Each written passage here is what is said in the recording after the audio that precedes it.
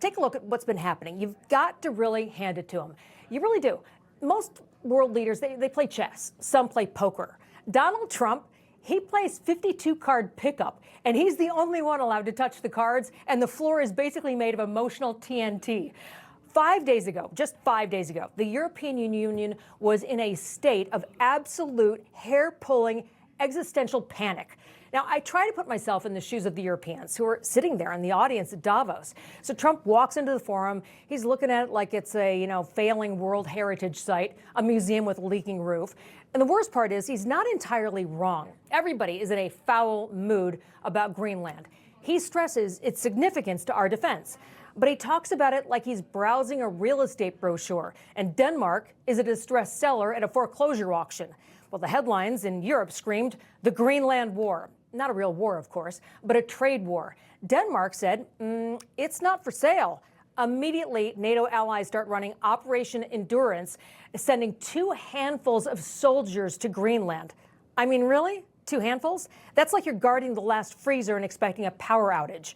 Trump, instead, goes for the jugular. He's putting 10% tariffs on them, 25% by June if they don't change their mind. The EU comes back, dusts off its anti-coercion trade bazooka instruments. They get their counter tariffs ready. They have their speeches written about sovereignty and rules-based order. Macron gets in such a tizzy, he actually thinks pairing up with China as his economic best friend might be a good idea. And then, pop, Trump announces, oh, those tariffs? Yeah, forget about it. We kind of got a deal, sort of. Yesterday, Trump met with the NATO chief. And today, suddenly, out of the blue, it is a new world. Why?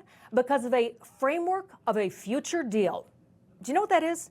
It is a political ghost. It's a, we'll talk about it later, accentuated by a maybe, but it worked. Trump doesn't have Greenland, not yet, but he's got something he likes even better. He got them to admit they now have to be Arctic ready. They'll buy American icebreakers. And by the way, that's good because the Chinese had been on target to surpass the U.S. Coast Guard with the most icebreakers, and that's a place you need them.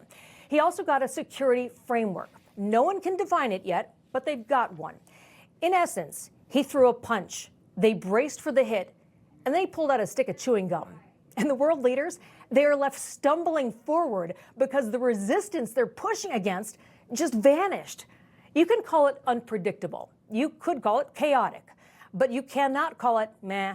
He gets results. He got the NATO Secretary General talking about future cooperation, the Swedes and Finns pulling out their checkbooks to buy surveillance tech.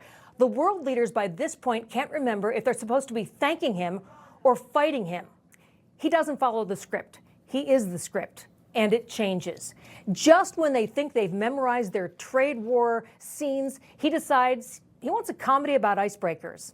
So tonight, we have 5 minutes of peace until he sees the moon and wonders why there isn't a golf course on it just yet.